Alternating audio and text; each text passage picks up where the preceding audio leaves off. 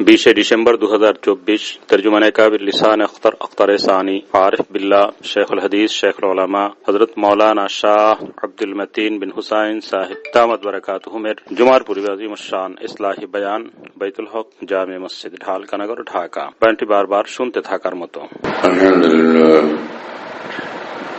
আলহামদুলিল্লাহ ওয়াকাফা ওয়া সালামুন আলা ইবাদিহিল্লাযীনা ইসতাফা আম্মা বা'দ। أعوذ بالله من الشيطان الرجيم. بسم الله الرحمن الرحيم. يا أيها الذين آمنوا اتقوا الله وكونوا مع الصادقين.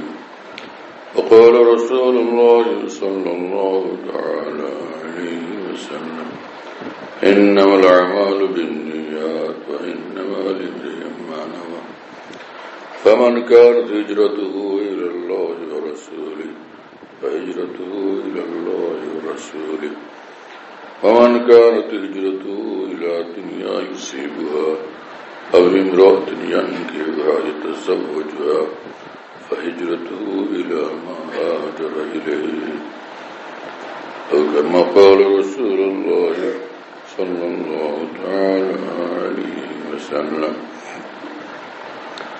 আল্লাহ পাক জাল্লা জালালুহু আম্মা নাওয়ালু আমাদের সকলকে মাফ করে দেন, সমস্ত মুসলমানকে মাফ করে দেন, আমাদের ইসলাহ করে দেন, সকল মুসলমানকে ইসলাহ করে দেন, ইখলাস এবং ইত্তেবা শরীয়ত এবং তাকওয়ার জিন্দেগি, ইত্তেবা সুন্নতের জিন্দেগি আল্লাহ আমাদের সকলকে নসিব করেন, সকলের নেক উদ্দেশ্যগুলো পুরা করেন, জান্নাতুল ফিরদাউস আল্লাহ আমাদের জন্য মঞ্জুর করেন, জাহান্নাম থেকে বাঁচান।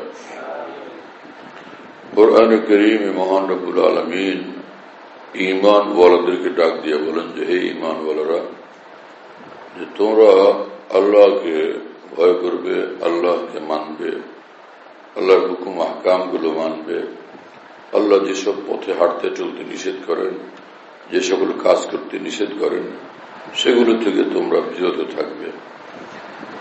এই হচ্ছে তাকওয়ার জিন্দেগি। এবং কুনু মা'আস-সাদিকিন, যারা ইলম দ্বীন এবং দ্বীনের ক্ষেত্রে, তাকওয়ার ক্ষেত্রে কামিলিন সাদিকিন, যাদের জীবন একদমই শরীয়তের মোতাবেক সুন্নতের মোতাবেক, এরকম আকাবিরে দ্বীনের সঙ্গ লাভ করবে, তাদের রাস্তা তোমরা অবলম্বন করবে, তাদের পথ অবলম্বন করবে, তাদের সঙ্গে জীবন কাটাবে। আল্লাহ আমাদের সকলকে, সকল মুসলমানকে তৌফিক দান করেন। এই আয়াতে পাকে আল্লাহ পাক জাল্লা জালালুহু ওয়া মানওয়ালু জিন্দেগিকে কামিয়াব বানানোর রাস্তা পরিষ্কার ভাবে তুলে ধরছেন, আমাদের সামনে পেশ করছেন। আল্লাহর ভয় থাকতে হবে অন্তরে। যখন যে কাজ করি আল্লাহর ভয় যেন অন্তর ভিতরে থাকে, আল্লাহ পাকের আজমত থাকে, আল্লাহ পাকের মহত্ব বড়ত্ব অন্তরের ভিতরে থাকে। আল্লাহকে যে বড় জানবে, আল্লাহর ভয়ে সে কাঁপবে। ঈমানওয়ালার শানই হলো সর্বদা আল্লাহর ভয়ে কাঁপতে থাকা। আমল করে অন্তর আল্লাহর ভয়ে কাঁপে। কুরআন শরীফে মহান রব্বুল আলামিন বলছেন ইন্নামাল মুমিনুনা আল্লাযীনা ইযা যুকিরাল্লাহু ওয়াজিলাত কুলুবুহুম। ঈমানওয়ালা তো তারা যে আল্লাহ পাকের কথা যখন তাদের সামনে আসে, আল্লাহ পাকের দ্বীন যখন তাদের সামনে পেশ হয়, তো তাদের অন্তর কাঁপতে থাকে। ওয়াজিলাত কুলুবুহুম, অন্তরে ভয় পয়দা হয়। এই জিনিস বড় দৌলত যে এক ঈমানওয়ালার অন্তরে আল্লাহ পাকের আজমত, আল্লাহ পাকের বড়ত্ব মহত্ব, এই জিনিস যখন পয়দা হয়ে যায় তো নিষিদ্ধ পথ থেকে বাঁচা তখন সহজ হয়। আল্লাহর ভয় তাকে কন্ট্রোল করতে থাকে, নিয়ন্ত্রণ করতে থাকে। এদিকে কদম বাড়ানো যাবে না, এই কারণে যে এদিকে আল্লাহ পাক নারাজ হবেন এই বিষয়ে বলা যাবে না, কারণ এই বলার দ্বারা আল্লাহ পাক নারাজ হবেন। অমুকের সঙ্গে এইভাবে আচরণ করা যাবে না, কারণ এতে আল্লাহ পাক নারাজ হবেন। তো সর্বক্ষেত্রে আল্লাহর ভয় যেন অন্তরের ভিতরে বিদ্যমান থাকে। এবং চলতে হলে যে নমুনা দরকার, যাদের নমুনা অনুসরণ করবে ঈমানওয়ালারা, আল্লাহ পাক বলে দিয়েছেন ওয়াকুনু মা'আস সাদিকিন। আল্লাহর দ্বীনের ক্ষেত্রে যারা সাদিকিন, কামিলিন, আকাবির দ্বীন, তোমরা তাদেরকে অনুসরণ করবে। অন্য আয়াতে আল্লাহ পাক স্পষ্ট বলছেন ওয়াত্তাবি সাবিলা মান আনাবা ইলাইয়া। যেই বান্দারা দিন রাত্রে সকল কর্মকাণ্ডের মধ্যে এক আল্লাহমুখী থাকে, শুধুই আল্লাহমুখী থাকে, আল্লাহমুখী থাকার প্রমাণ তারা আল্লাহ পাকের দ্বীনের উপরে অটল থাকে, অবিচল থাকে। তো তোমরা তাদেরকে অনুসরণ করবে। এবং রাসূল আকরাম সাল্লাল্লাহু তাআলা আলাইহি ওয়াসাল্লাম বলছেন ইন্নামাল আমাল বিন্নিয়াত ওয়া ইন্নামা লিমরিইম মা নাওয়া, যে তোমার আমলের, তোমাদের কর্মের যে বিনিময় লাভ, এটা নির্ভর করবে তোমাদের নিয়তের উপরে। যে নিয়ত তোমার কি ছিল, নিয়ত ভালো তাহলে এই আমলের ফল ভালো, নিয়ত নষ্ট আমলের ফল নষ্ট হলো। নিয়ত যদি কাবা যাওয়ার পথে নিয়ত থাকে আল্লাহ সন্তুষ্টি, আল্লাহকে তুমি পাবে, আল্লাহ রাসূল খুশি হয়ে যাবেন। আর যদি নিয়ত থাকে নিজের নাম কামাই করা, সুখ্যাতি অর্জন করা, লোক দেখানো, হাজী সাহেব নামে পরিচিত হওয়া, এটা যদি নিয়ত হয় তাহলে এটা দুনিয়া হলো, তো তুমি আল্লাহকে পাবে না, আল্লাহ থেকে বঞ্চিত থাকবে। তুমি দুনিয়ার পিছনে ঘুরছো, আল্লাহর দিকে তোমার আল্লাহ তোমার উদ্দেশ্য ছিলেন না, আল্লাহর সন্তুষ্টি তোমার উদ্দেশ্য ছিল না, অতএব তুমি এই কাজের দ্বারা আল্লাহকে পাবে না। তো এই হাদিস শরীফ ইন্নামাল আমাল বিন্নিয়াত অনেক বেশি গুরুত্বপূর্ণ, যে নিয়তকে দুরুস্ত করা, সহি করা, যার নাম হলো ইখলাস। যে ইখলাসের সাথে আমল করা, যে আমলই করে বান্দা ইখলাস তার জরুরি। হযরত হাকিমুল উম্মত মুজাদ্দিদুল মিল্লাত মাওলানা শাহ সওয়ারি থানভী রাহমাতুল্লাহ আলাইহি বলতেন, ইখলাসের সাথে ছোট আমল সেটা অনেক বড় হয়ে যায়, একটা বালু সেটা পাহাড়ের থেকে বড় হয়ে যায়। ইখলাস বড় দামি জিনিস, অনেক মূল্যবান জিনিস। এজন্য ইখলাস থাকা জরুরি। যে একজনকে মহব্বত করি আল্লাহর জন্য, হ্যাঁ না, একজনের সঙ্গে দূরত্ব সেটা আল্লাহর জন্য, আল্লাহর জন্য হওয়া চাই। আল্লাহ আমাদের উদ্দেশ্য থাকে। কোরআনে কারীমে মহান রব্বুল আলামিন বলছেন, হে রাসূল ওয়াসবির নাফসাকা মা'আল্লাযীনা ইয়াদউনা রাব্বাহুম বিল গাদাতি ওয়াল আশি ইউরিদুনা ওয়াজহা। যে সাহাবা যারা আল্লাহকে চান, ইউরিদুনা ওয়াজহা, আল্লাহর সন্তুষ্টি চান, আল্লাহকে চান, আল্লাহর সন্তুষ্টি চান, আপনি তাদের সঙ্গে জমে বসেন। হ্যাঁ, আপনি তাদের সঙ্গে জমে বসেন যাতে তারা আপনার থেকে কিছু নিতে পারে। আল্লাহ দেন, রাসূলুল্লাহ সাল্লাল্লাহু আলাইহি ওয়াসাল্লাম সেটা উম্মতের মধ্যে বিতরণ করেন। তো আল্লাহ রাসূল সাল্লাল্লাহু আলাইহি ওয়াসাল্লামের সঙ্গে থাকলেই লাভ, আল্লাহ রাসূল সাল্লাল্লাহু আলাইহি ওয়াসাল্লামের সঙ্গে থাকলেই ফায়দা, হাজারো নেয়ামত নসিব হইতে থাকে। এক হাদিস শরীফে আছে, বুখারী শরীফে, যে হাওয়া যেরকম চলতে থাকে, ভালো ভালো জিনিস পৌঁছাইতে থাকে হাওয়া, যখন হাওয়া আসে বাতাস প্রবাহিত হয় দূর দূর পর্যন্ত যায়, তো মানুষ অক্সিজেন পায়, মানুষের জন্য সেটা স্বাস্থ্যকর হয়, মানুষের জন্য সেটা উপকারী হয়, গাছগাছালি তরুলতা সবকিছুর জন্য সে হাওয়া উপকারী হয়। তো অনুরূপ ভাবে রাসূলুল্লাহ সাল্লাল্লাহু আলাইহি ওয়াসাল্লাম যে এক একটা তার মুহূর্ত, এক এক মুহূর্তের মধ্যে রাসূলুল্লাহ সাল্লাল্লাহু আলাইহি ওয়াসাল্লাম হাওয়ার চেয়েও বেশি তীব্র গতিতে, আরো বেশি ভাবে বিপুল পরিমাণে বিতরণ করতে থাকেন কল্যাণ, বালাই, মঙ্গলময় জিনিস, দুনিয়া আখিরাতের জন্য যেটা মঙ্গলজনক হবে এবং যেটা দুনিয়া আখিরাতের কল্যাণ বয়ে নিয়ে আসবে, এমন সব জিনিস রাসূলুল্লাহ সাল্লাল্লাহু আলাইহি ওয়াসাল্লাম বিতরণ করতে থাকেন। আল্লাহ পাক জাল্লা জালালুহু আল্লাহ রাসূলের কথাগুলোকে নেওয়ার এবং মানার, সেই আলোকের জীবন গড়ার আমাদের সকলকে তৌফিক দান করেন। কোরআনে কারীমে মহান রব্বুল আলামিন বলছেন যে মা আতাকুমুর রাসূলু ফাখুযুহু ওয়া মা নাহাকুম আনহু ফান্তাহু। আমার রাসূল তোমাদেরকে যা যা দেন সেটা তোমরা নিতে থাকো, সেটা ফাখুযুহু, এটাকে মজবুত ভাবে ধরো। মা আতাকুমুর রাসূলু ফাখুযুহু, এটা নাও এবং সেটাকে মজবুত ভাবে ধরো, জীবনে সেটা বাস্তবায়ন করো।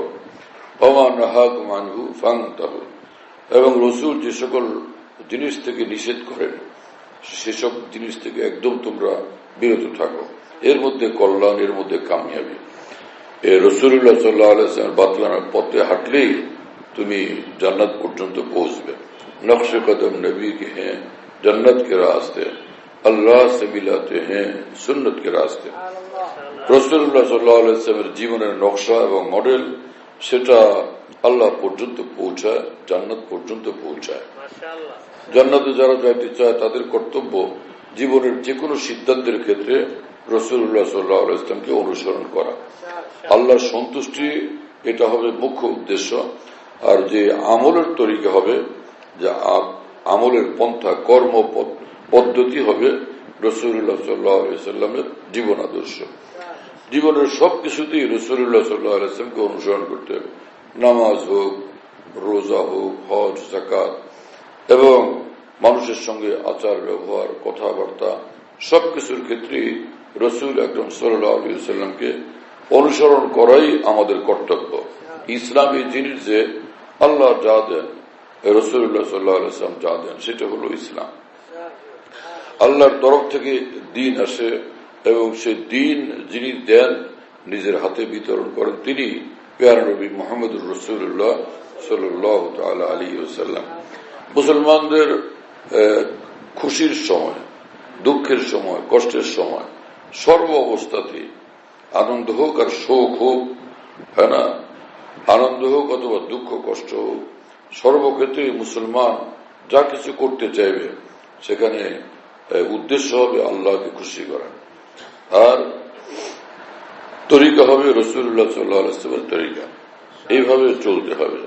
আল্লাহ পাক জাল্লা জালালুহু ওয়া মানওয়ালু আমাদের সকলকে সেই বুঝ দেন, সেই হিম্মত দেন, সেই তৌফিক দেন। অধিকাংশ মানুষের মধ্যে দ্বীনের বুঝ নেই। দ্বীনের বুঝ পয়দা হয় না সাধারণত মানুষদের মধ্যে, যে সহি বুঝ থাকে না, নিজের একটা তৈরি করা বুঝ থাকে। তৈরি করা বুঝ না, আল্লাহ রাসূল যে বুঝ শিক্ষা দিয়েছেন সেই বুঝ নিজের মধ্যে আনতে হবে।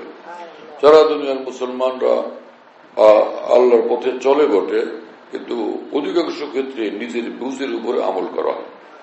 নিজের বুঝ মোতাবেক, ব্যক্তিগত বা দলীয় সিদ্ধান্ত মোতাবেক একটা সিদ্ধান্ত, একটা কাজ করা হয়, একটা আমল করা হয়।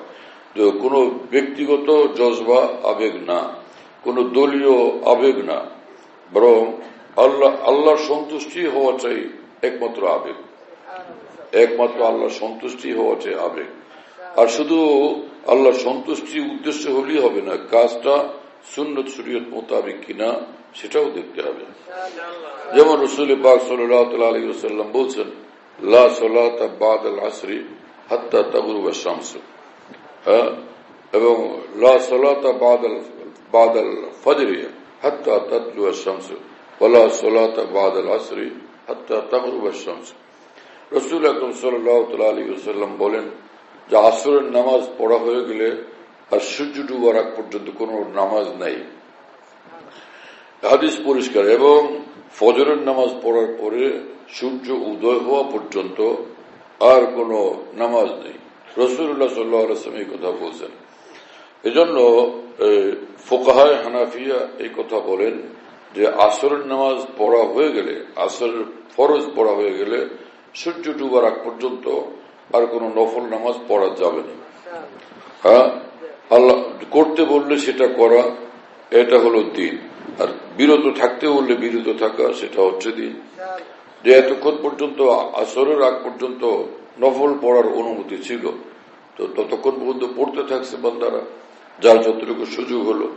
কিন্তু এখন আসর পড়া হয়ে গেছে, এখন আর নামাজ নেই। লা সালাতা, কোন নামাজ নেই এখন বাদাল আসরে, আসরের পর সূর্য হাত্তা তাগরুবা শামস, সূর্য ডুবা পর্যন্ত। এই তো এখানে আল্লাহ রাসূল সাল্লাল্লাহু আলাইহি ওয়াসাল্লাম নিষেধ করে দিয়েছেন। মুহসিন মাওলানা সাহেব রহমাতুল্লাহি আলাইহি বলেন, এখন কোন মুসলমানের যদি অন্তরে বড় মহব্বত আর বেচৈনি বিকলতা পয়দা হয়, আল্লাহর জন্য আমি কিছু করতে চাই, ইসলামের মধ্যে নামাজ সবচেয়ে বড় জিনিস, ইমানের পরে আমি নামাজ পড়ব, কিন্তু আলেম ওলামারা তো মানা করেন যে আসরের নামাজ হয়ে যাওয়ার পরে, পড়ার পরে, নিজের আসর পড়ার পরে এখন আর নফল পড়া যাবে না। তাহলে সকলে দেখবে তো মুশকিল। এক কাজ করি, তা আমি দরজা বন্ধ করি। তো রুমের দরজা কবাট বন্ধ করে দিয়া একদম নির্জনে একলা একলা সে খুব পড়লো নামাজ, 20 রাকাত, 24 রাকাত বা আরো বেশি, যতটুকু তার সময় করে এলো। যদি শীতের দিন হয় তাহলে সময় বেশি থাকে না, আর যদি গরমকাল হয় তাহলে তো সময় লম্বা থাকে। আসর পরও খুব পড়লো নামাজ। তো এখানে তার ইখলাস তো আছে, সে গায়রুল্লাহর জন্য করে নাই, করছিল আল্লাহর জন্য। তো আল্লাহর জন্য করলে তো আল্লাহ রসুল খুশি হন, কিন্তু যে আমলটা করা হলো সেটার জন্য আল্লাহ পাকের নির্দেশ হলো, এই রসুল ওদেরকে বলেন যদি ওরা আল্লাহর সন্তুষ্টি চায় তাহলে ফাত্তাবিউনি, ওদেরকে বলে দেন জীবনের সকল আমলে কর্মকাণ্ডে আমি রসুলকেই অনুসরণ করতে হবে, ফাত্তাবিউনি, আমাকে অনুসরণ করতে হবে।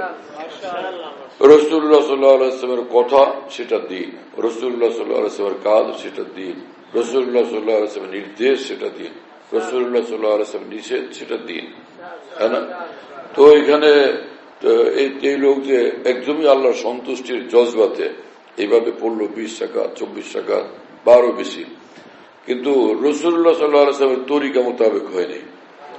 তরিকাটা রাসূলুল্লাহ সাল্লাল্লাহু আলাইহি ওয়াসাল্লামের তরিকা না, এই তরিকা নামাজ পড়ার অনুমতি তো নাই। ইখলাস তো আছে ভিতরে, আল্লাহর জন্যই সে করতেছে, কিন্তু এই পদ্ধতিটা রাসূলুল্লাহ সাল্লাল্লাহু আলাইহি ওয়াসাল্লাম কর্তৃক অনুমোদিত না, স্বীকৃত না, তাহলে এটা আল্লাহ পাকের দরবারে কবুলযোগ্য না। এই যেই পথ, যে রাস্তা আল্লাহ রসুল সাল্লাল্লাহু আলাইহি ওয়াসাল্লাম দেখায়া দেন, সেটি হচ্ছে আমাদের জন্য কামিয়াবির রাস্তা, জান্নাতের রাস্তা। আর যেই পথ থেকে বিরত থাকার নির্দেশ আছে সেই পথ থেকে বিরত থাকাই সেটা আমাদের কর্তব্য। আকাবির বলছেন ঈমান কি জিনিস? ঈমান হলো যে রাসূলুল্লাহ সাল্লাল্লাহু আলাইহি ওয়াসাল্লাম যা কিছু নিয়ে আসছেন আল্লাহর তরফ থেকে, এই সবটাকে গ্রহণ করা, সেটাকে আন্তরিকভাবে গ্রহণ করা, আন্তরিকভাবে সেটাকে মেনে নেওয়া। হ্যাঁ, যে যা কিছু রাসূলুল্লাহ সাল্লাল্লাহু আলাইহি ওয়াসাল্লাম নিয়ে আসছেন, আত-তাসদীক বিমা জাআ বিহি রাসূলুল্লাহ সাল্লাল্লাহু আলাইহি ওয়াসাল্লাম, তো সেটাকে মানা হলো, সেটাকে অন্তর থেকে মেনে নেওয়া, এটা হচ্ছে ঈমান, এবং সেটাকে কবুল করা, সেটাকে গ্রহণ করা, এর মধ্যে নিজেদের কল্যাণ মনে করা, কামিয়াবি মনে করা, এটা হচ্ছে ঈমান। তো সেই ঈমান তো আমরা আনলাম, কিন্তু সেই মোতাবেক আমাদের জিন্দেগি কোথায়, আমাদের কাজকর্ম কোথায়? বড় আজীব জিনিস। এজন্য এক ঈমানওয়ালার দৃষ্টি হয় স্বচ্ছ, পবিত্র এবং সূক্ষ্ম, স্বচ্ছ, পবিত্র এবং সূক্ষ্ম, এবং সচেতন থাকে, সে খুব সতর্ক নজর থাকে, তার সতর্ক নজর থাকে যে আমি কিছু একটা করতে চাইলেই করব তা না, সেটা আল্লাহ রসুলের পক্ষ থেকে এটার পারমিশন আছে কিনা, এটা স্বীকৃত কিনা, তা আমাকে দেখতে হবে। আমরা দিন রাত এই সকল কথা শুনিও বটে, কিন্তু ওইভাবে আমাদের মধ্যে বুঝ পয়দা হয় না। বুঝ বড় জিনিস। রাসূল আকরাম সাল্লাল্লাহু আলাইহি ওয়াসাল্লামের সোহবতের বরকতে সকল সাহাবায়ে কেরামের মহান বৈশিষ্ট্য ছিল যে তারা যা করতেন আল্লাহর জন্য করতেন, এবং সহি বুঝ এবং গভীর বুঝের সাথে করতেন, নূরওয়ালা বুঝের সঙ্গে তারা করতেন, বুঝতেন জিনিসটা, ভালো মন্দ জিনিসটাকে বুঝতেন, এবং সেই সহি বুঝের উপরে তারা আমল করতেন। কিন্তু আমাদের জীবনের বহু ক্ষেত্রে এরকম যে সহি বুঝটা নাই, সহি বুঝের বড় অভাব। হযরত হাকিমুল উম্মত মুজাদ্দিদুল মিল্লাত মাওলানা আশরাফ আলী থানভী রহমাতুল্লাহ আলাইহি বলেন, দ্বীনের সহি বুঝ, নূরওয়ালা বুঝ, গভীর বুঝ পয়দা করার জন্য দরকার হলো কামেলিনের সোহবত, কামেলিনের সঙ্গে উঠা বসা করা, সাদেকিনের সঙ্গে উঠা বসা করা। নষ্ট লোকের সঙ্গে উঠা বসা করবে না স্বচ্ছ লোকের সঙ্গে উঠা বসা করবে? একজন মুসলমান কার সাথে উঠা বসা করবে? রাসূলুল্লাহ সাল্লাল্লাহু আলাইহি ওয়াসাল্লাম বলছেন যে যদি কোনো ভালো মানুষ পাও, আল্লাহওয়ালা লোক, দ্বীনওয়ালা লোক, দ্বীনের বুঝওয়ালা লোক, দ্বীনের ইলমওয়ালা লোক, এবং আল্লাহর শরীর হুকুমের উপরে এই জিন্দেগিওয়ালা লোক যদি পাও, তো তার সঙ্গে উঠা বসা করা, তার সঙ্গে অবস্থান করা, থাকা, সেটা তোমার একলা থাকার চেয়ে বেশি দামি। আর কোন এমন লোক যদি হয় যার সঙ্গে থাকলে, উঠা বসা করলে, যার কথা শুনলে তোমার দ্বীনের ক্ষতি হবে, আল্লাহ রসুল অসন্তুষ্ট হবেন। এইরকম লোক, এই লোকের সঙ্গে থাকা না, তার সাথে থাকা না, তার কাজে সহযোগিতা না, বরং তা থেকে আলাদা হইয়া তুমি নিজে একলা থাকা, এটা তোমার জন্য বেশি দামি, বেশি মঙ্গলজনক। হ্যাঁ না? রসুল আকরম সাল্লাম তো রাস্তা বাতলায় দিয়েছেন, সেটা তো বুঝতে হবে। সাহাবায়ে কেরাম রাদিয়াল্লাহু আনহুর মহান বৈশিষ্ট্য ছিল যে একদিকে যেমন তারা আল্লাহর সন্তুষ্টির জন্য কাজ করতেন, আর একদিকে তাদের মধ্যে আল্লাহর সন্তুষ্টি মোতাবেক কাজটা, যে কোনো কাজ করার ইলম তাদের কাছে ছিল, আর সেই ইলম ছিল গভীরতাওয়ালা, সেই ইলম ছিল গভীরতাওয়ালা। আমরা অনেক মুসলমান ভাইরা আমরা বলি যে মহব্বতের সাথে বলি যে সাহাবাদের জিন্দগি আমাদেরকে অনুসরণ করতে হবে, সাহাবাদের জিন্দগি আমাদের মধ্যে আনতে হবে। এগুলো বলা তো এক জিনিস, কিন্তু এরকম জিন্দগি বানানো সহজ না। এই যে এক হাদিস শরীফ যে ইন্নামাল আমাল বিন্নিয়াত, যে তোমার আমলের মূল্য নির্ধারিত হবে এটা নিয়তের আলোকে, নিয়তের ভিত্তিতে। কত গুরুত্বপূর্ণ হাদিস শরীফ যে আকাবের দিন বলতেন, বড় বড় মুহাদ্দিসিন এই কথা বলছেন যে নিয়তের যে হাদিস শরীফ, এটা ইসলামের 3 ভাগের 1 ভাগ, আল্লাহর দ্বীনের 3 ভাগের 1 ভাগ, সুলুসুদ্দীন, দ্বীনের 3 ভাগের 1 ভাগ।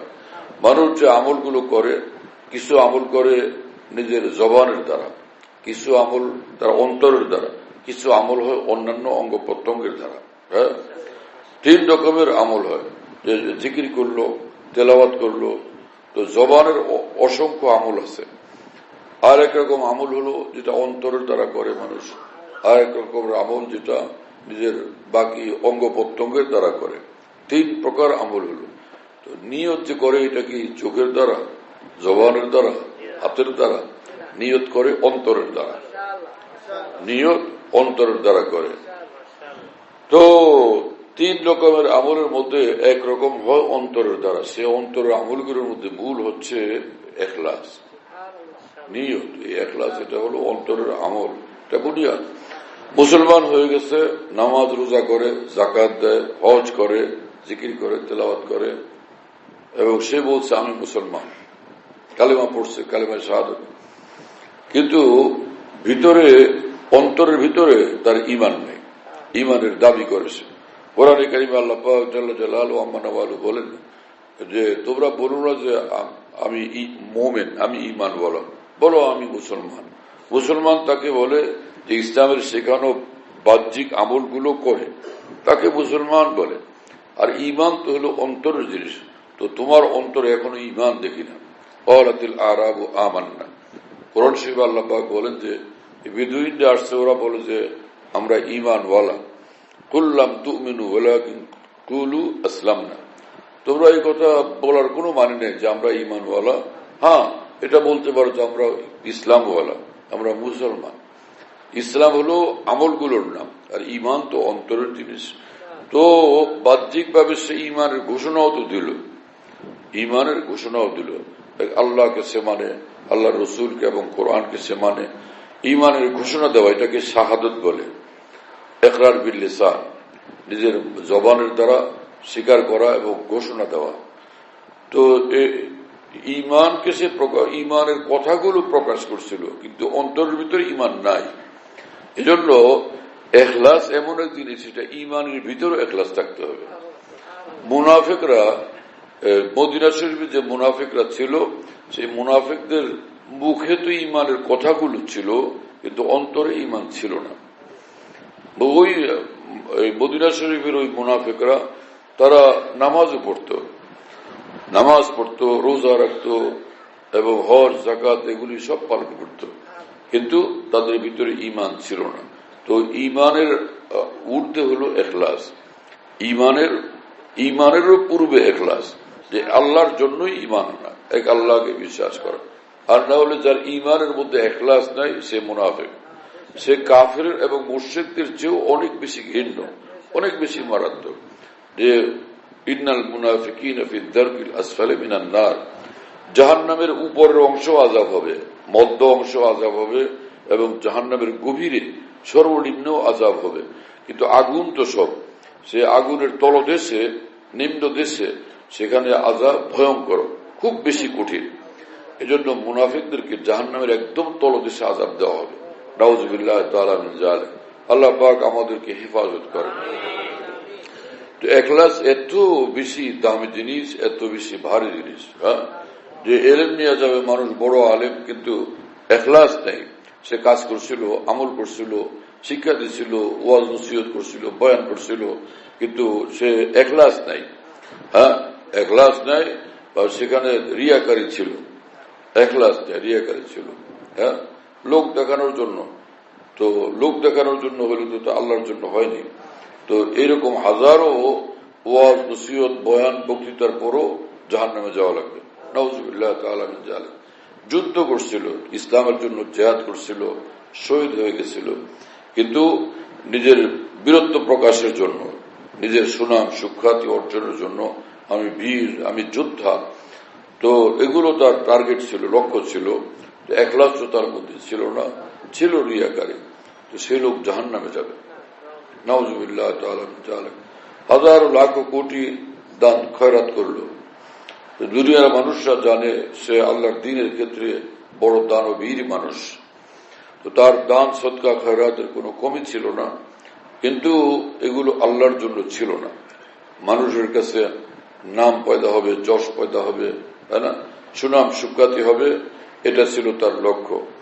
তো এরকম মানুষ যে সে তো রিয়াকার, সে রিয়াকারিতে লিপ্ত ছিল, এই আমলের দ্বারা সে আল্লাহকে পাবে না, বরং তাকে জাহান্নামে নিক্ষেপ করা হবে।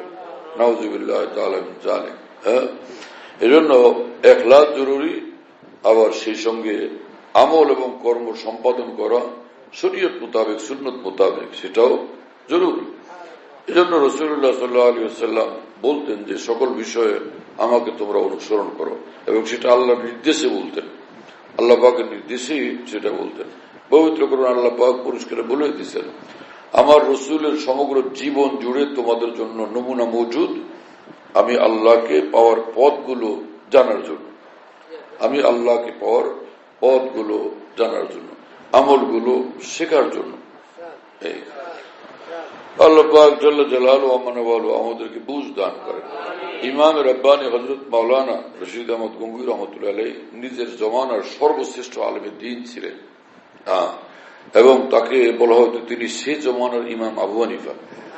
এত বড় মানুষ ছিলেন হযরত মাওলানা রশিদ আহমদ গঙ্গুই রহমতুল্লাহ আলাইহি, হ্যাঁ না, আবু হানিফায় ওয়াক্ত বলা হতো, জমানার আবু হানিফা। সেই হযরত মাওলানা রশিদ আহমদ গঙ্গুই রহমতুল্লাহ আলাইহি হাদিসের সবগুলো কিতাব যা মাদ্রাসায় পড়ানো হয় সবগুলো একলা তিনি পড়াইতেন। বুখারী শরীফ, মুসলিম শরীফ, আবু দাউদ শরীফ, নাসাই শরীফ, তিরমিজি শরীফ, ইবনে মাজাহ শরীফ, মুওয়াত্তা মালিক, মুওয়াত্তা মুহাম্মদ, তাহাবী শরীফ, সব একা হযরত মাওলানা রশিদ আহমদ গঙ্গুই রহমাতুল্লাহ পড়াইতেন। সবগুলো একা হুজ্জাতুল ইসলাম মাওলানা কাসেম নানতুবি রহমাতুল্লাহ আলাইহি পড়াইতেন। এত বড় আলেম সেই হযরত মাওলানা রশিদ আহমদ গঙ্গুই রহমাতুল্লাহ আলাইহি বলেন যে इखलास वो पैदा होता ही है अहलुल्लाह की सोबत से। इखलास पैदा হয় আল্লাহ ওয়ালাদের সোবতের মধ্যে। আল্লাহ ওয়ালাদের সোবতে থাকতে থাকতে নিজের মধ্যে ইখলাস পয়দা হয়। বড় আজীব জিনিস, বড় আজীব জিনিস। বহুতই যে যার অন্তর সর্বদা আল্লাহমুখী, সেই লোকের সঙ্গে উঠে, সেই লোকদের সঙ্গে উঠা বসার বরকতে এই অন্তরের আল্লাহ মুখিতা খালেস ভাবে অর্জন হয়।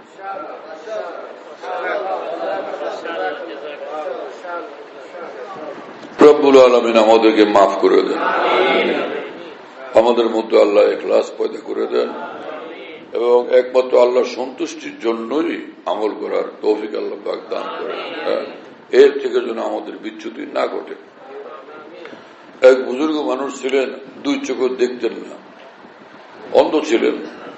জুমার দিন তিনি দুই চোখে সুরমা লাগালেন, জুমার নামাজে যাবেন।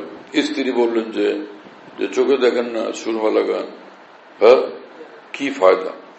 তো তিনি বললেন যে বেগম, আমি এই কাউকে দেখানো, লোকদের দেখানোর জন্য তো আমি সুরমা লাগাইনি, আমার আল্লাহকে খুশি করার জন্য সুরমা লাগাইছি, আমার আল্লাহকে খুশি করার জন্য সুরমা লাগাইছি। হ্যাঁ, খুশবু লাগালাম নিজের মনের চাহিদা পূরণের জন্য, আর একটা হলো খুশবু লাগাইলাম আল্লাহকে খুশি করার জন্য, রাসূলুল্লাহ সাল্লাল্লাহু আলাইহি ওয়াসাল্লামের সুন্নত মনে করে। সেই কত বড় লক্ষ্য যে আসমান জমিনের মালিককে খুশি করার জন্য। আল্লাহু আকবার। এই হলো ইখলাস। আসমান ও জমিনের মালিক যিনি, সে মহান আল্লাহকে খুশি করা আমার লক্ষ্য। সাহাবায়ে কেরামের এই বৈশিষ্ট্য ছিল, আমলের মধ্যে ইখলাস এবং আমল সুন্নাত শরীয়ত মোতাবেক। এজন্যই কোরআন শরীফ আল্লাহ পাক বলেছেন, আমিনু কামা আমানান নাস, আই আসহাবু রাসূলিল্লাহ সাল্লাল্লাহু আলাইহি ওয়াসাল্লাম। তোমাদের মধ্যে দ্বীন ঈমান, আল্লাহ পাক বলেন যে আমার নবীর সাহাবীদের মতো হওয়া চাই, তবে আমি খুশি হব। সুবহানাল্লাহ তাআলা বিহামদি। এবং আল্লাহ পাক বলেছেন কোরআন শরীফে, আমি আমার নবীর সাহাবীদের প্রতি খুশি যেমন তারা আমার প্রতি খুশি, আর আমার সাহাবীদের সচ্চা অনুসারী যারা হবে আমি তাদের প্রতিও খুশি। তাদের জন্য আমার সন্তুষ্টি ঘোষণা করে দিলাম, তাদের জন্য আমার সন্তুষ্টি ঘোষণা করে দিলাম। কেসা কথা। ওয়াখিরু দাওয়ানা আলহামদুলিল্লাহি রাব্বিল আলামিন সাল্লাল্লাহু আলা নবিয়্যিল কারীম। সুন্নত পড়বে না এখন? সকলে সুন্নত পড়ি। সুন্নতের জুমার নামাজের আগে বা খুতবার আগে সুন্নতের যে সময়টা থাকে, অনেকে লম্বা কেরাত লম্বা সূরা পড়েন, পরে ওই দাও জজবাতে, তো সময় তো কম থাকে। এইরকম সময় লম্বা সূরা না, ছোট ছোট দিয়া পড়াচ্ছে। আমাদের ঢালকানগর খানকাহে যেখানে আমি আছি, খানকা ইয়াদগারে হাকিমুল উম্মত, মনে রাখো, বলো খানকা ইয়াদগারে হাকিমুল উম্মত। হাকিমুল উম্মতের স্মৃতি এখানে, হাকিমুল উম্মতের কথাবার্তায় আলোচনা হয় আলহামদুলিল্লাহ। একটা নাম, কিন্তু তামাম আকাবের কথাই আলোচনা হইতে থাকে আলহামদুলিল্লাহ। বাইতুল হক জামে মসজিদ, ছাপড়া মসজিদ বলে, 5 তলা বিল্ডিং, ওটার নাম ছাপড়া মসজিদ। সেই পুরানো নাম এটা আসি তো ছাপড়া মসজিদ। সেখানে মাসিক ইজতেমা হয় প্রত্যেক ইংরেজি মাসের দ্বিতীয় বৃহস্পতিবার। আসর থেকে শুরু হয়, রাত 10টা পর্যন্ত, 10:30 পর্যন্ত হয়। তো ওখানে শরীক হওয়ার জন্য চেষ্টা করবেন ইনশাআল্লাহ। খানকা বিডি এই অ্যাপস, এটা খুলতে পারলে ওর মধ্যে বয়ান, কবিতা, বুকস ইত্যাদি সব একসঙ্গে পাওয়া যায়। খানকা বিডি হলো এরকম, স্পেলিং হলো KHANQAH, এর সঙ্গে লাগালাগি বিডি, খানকা বিডি। এই অ্যাপসটা খুললে ওর ভিতরে বয়ানগুলো পাওয়া যায়। এটা ডাইরেক্ট শোনা যায় কি, এবং ডাইরেক্ট শোনা যায়। হযরতুল্লাহ দামাত বারাকাতুহুর বয়ান, যেখানে বয়ান করেন, সব বয়ান নেটের মাধ্যমে, টেলিগ্রামের মাধ্যমে পাওয়া যাচ্ছে। হযরতুল্লাহ দামাত বারাকাতুহু যখন বয়ান করেন, বয়ানটা আমরা দেশ বিদেশ থেকে, দুনিয়ার যে কোনো জায়গা থেকে আমরা পেতে পারি। এজন্য মুফতি শহীদুল ইসলাম হুজুরের নম্বরে যোগাযোগ করবেন, 01715 80 18 69, 80 18 69, 01715 80 18 69, যাতে মনে থাকবে ইনশাল্লাহ সবার। 01715 80 18 69। বলো ভাই, 01715 80 18 69। অনেক সোজা তো ভাই, মাশাআল্লাহ, অনেক সোজা করে দিছে।